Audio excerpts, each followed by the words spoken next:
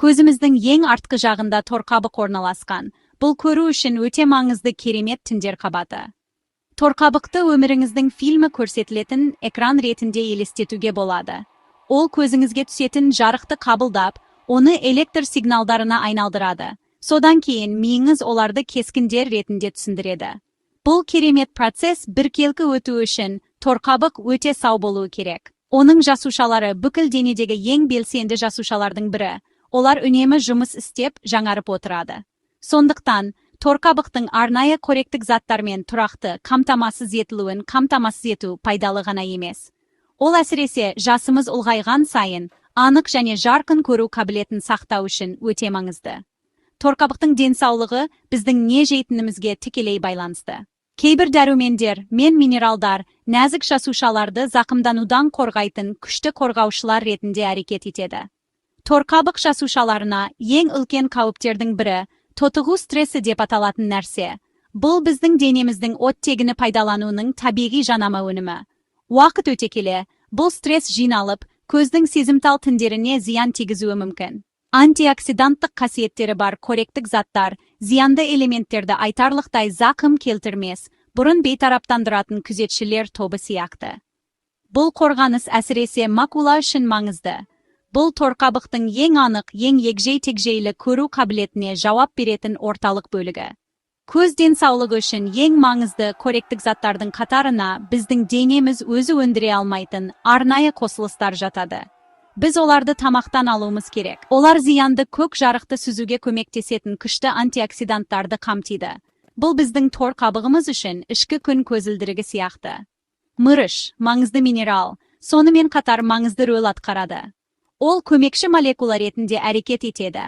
Дененің маңызды дәрумендерді бауырдан торқабыққа тасымалдауына көмектеседі. Бұл қорғаныш пигмент, меланинді өндіруге ықпал етеді. Мырыш жетіспесе, бұл бүкіл қорғаныс жүйесі бұзылып, көздерді жасқа байланысты зақымдануға және көру анықтығының төмендеуіне осал етеді. Сондықтан, көру қабілетімізді сақтау үшін, осы көз үшін арнайы қоректік заттарға бай диета құру іргелі стратегия. Бұл біздің болашақ денсаулығымызға инвестиция салудың қарапайым, бірақ терең жолы. Осы қорғаныш қосылыстарға толы тағамдарды саналы түрде таңдау арқылы, біз көзімізді ішінен сыртқа қарай белсенді түрде қоректендіреміз. Біз торқабықтарымызды қартаю қиындықтарынан қорғау үшін қажетті құралдармен қамтамасыз етеміз. Тамақтануға деген бұл белсенді көзқарас кейінгі жылдары әлемді қаншалықты жақсы көретінімізге айтарлықтай әсер етуі мүмкін. Бұл біздің көру қабілетімізді мүмкіндігінше жарқын және анық ұстауға көмектеседі. Табиғи тағамдардың кең әлемінде көз денсаулығы үшін кішкентай, бірақ күшті батыр бар асқабақ тұқымы. Көбінесе асқабақты ойып болғаннан кейін назардан тыс қалатын немесе жай ғана тасталатын бұл қарапайым тұқымдар. Шын мәнінде көру қабілетіміз үшін өте пайдалы қоректік заттардың қазынасы. Олар көздің нәзік құрылымдарын тікелей қолдайтын қосылыстарға толы, шоғырланған пайдалы заттардың көзі. Көру қабілетін қорғаудың қарапайым және тиімді жолын іздейтін қарт адамдар үшін асқабақ тұқымын өз диетасына қосу, бұл ойынды өзгертетін шешім болуы мүмкін. Олар біз қартайған сайын сау көзді сақтауға арналған табиғаттың өзіндік қоспасы. Асқабақ тұқымының күші оның таңғажайып қоректік құрамында жатыр. Олар торқабық денсаулығы үшін маңызды деп білетін мырыштың ең жақсы табиғи көздерінің бірі. Бір порция асқабақ тұқымы мырыштың күнделікті ұсынылатын мөлшерінің айтарлықтай бөлігін қамтамасыз ете алады. Бұл минерал көз жасушаларын қорғауда және жасқа байланысты көру қабілетінің нашарлауын баяулатуға көмектеседі. Мырыштың тұрақты жеткізілуін қамтамасыз ету арқылы, асқабақ тұқымы макуладағы қорғаныш пигментінің тығыздығын сақтауға көмектеседі. Бұл жарықтан туындаған зақымдануға қарсы негізгі қорғанысымыз. Бірақ пайдасы мырышпен тоқтап қалмайды. Асқабақ тұқымы сонымен қатар күшті антиоксиданттарға бай. Олар Е дәруменінің әртүрлі формаларын қамтиды. Бұл майда еритін антиоксидант, ол көз жасушаларын бос радикалдардың зиянды әсерінен қорғайды. Бұл тотығу стресі, біз білгендей, көз линзасының бұлыңғырлануына және уақыт өте келе торқабықтың нашарлауына ықпал етуі мүмкін. Бұл тұрақсыз молекулаларды бейтараптандыру арқылы Асқабақ тұқымындағы антиоксиданттар қалқан ретінде әрекет етеді. Бұл біздің көз тіндеріміздің тұтастығы мен анықтығын сақтайды. Бұл біздің көру қабілетімізді өткір ұстауға көмектесетін табиғи қорғаныс механизмі. Сонымен қатар, бұл кішкентай қуат көздері салауатты майларды, соның ішінде қабынуға қарсы қасиеттерімен және жалпы көз құрылымын қолдаудағы рөлімен танымал омега-3 май қышқылдарын қамтиды. Мырыш, антиоксиданттар және салауатты майлардың үйлесімі асқабақ тұқымын көру қабілетін күту үшін бірегей толық тағам етеді. Бұл бір ғана қоректік зат туралы емес, осы қосылыстардың барлығының бірлескен синергетикалық әсері туралы. Сондықтан асқабақ тұқымы сияқты қарапайым, табиғи тағам жеке қоспадан гөрі күштірек болуы мүмкін. Бұл біздің қымбат көру қабілетімізді қоректендіруге, кешенді және теңдестірілген көзқарасты қамтамасыз етеді. Бұл пайдалы тұқымдарды күнделікті өміріңізге қосу өте қарапайым және өте жағымды болуы мүмкін. Диетаңызға түбегейлі өзгерістер енгізудің қажеті жоқ. Күніне бір уыс асқабақ тұқымы көзіңізге осы күшті қолдауды бастау үшін жеткілікті.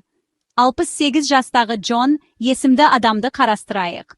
Ол кешкі жаңалықтарды оқудың қиынға соға бастағанын байқады. Сөздер бұлыңғыр болып көрінді, және ол үнемі шамды көбірек жарық үшін реттеп отырды. Уайымдаған ол көз денсаулығы үшін мырыштың пайдасы туралы біліп, күнделікті таңғы асқа бір ширек кесе қуырылған асқабақ тұқымын қосуды шешті. Алғашында Джон айтарлықтай өзгеріс байқамады, бірақ ол тұқымдардың таңғы тамағына қосатын жаңғақ дәмі мен дәмділігін ұнатты. Ол сонымен қатар, оларды түскі асқа салаттарына сеуіп, тәтті печенье орнына түстен кейінгі тіске басар ретінде бір уыс жей бастады. Бұл қарапайым, жағымды әдетке айналды. Бірнеше ай ішінде ол кешкі газеттің сәл анығырақ көрінетінін түсіне бастады. Бірнеше минут оқығаннан кейін көзінде сезінетін шаршау айтарлықтай азайды. Ол шаршамай ұзақ уақыт кітап оқи алатын болды. Сиқыр кенеттен болған кереметте емес, ол көзіне күнделікті беріп отырған тұрақты қоректенуде болды. Асқабақ тұқымынан алынатын мырыш пен антиоксиданттардың тұрақты қабылдануы оның торқабықтарын нығайтып, оларға жарықты фокустау және сүзу талаптарымен жақсы күресуге көмектесті. Қарт адамдар үшін бұл тұрақтылық өте маңызды. Оны көру қабілетіңіздің банк шотына күнделікті салым ретінде қарастырыңыз. Оларды шикі немесе сәл қуырылған күйде жеуге болады. Оларды йогуртқа қосуға, қосымша текстура үшін смузиге араластыруға, немесе тіпті үй нанына немесе кекстерге пісіруге болады. Мүмкіндіктер сіздің қиялыңызға әртүрлі.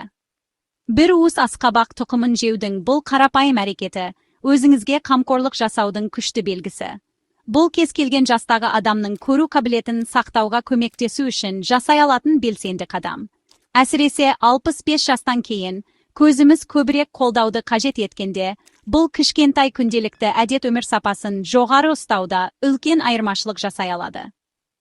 Көру қабілетімізді қорғау арқылы біз тәуелсіздігімізді және әлем ұсынатын барлық көрнекі ғажайыптарды тамашалау қабілетімізді қорғаймыз. Сондықтан, бәріміз осы қарапайым тұқымды қабылдап, оны анық және сау көру қабілетіне жету жолымыздың бір бөлігіне айналдырайық.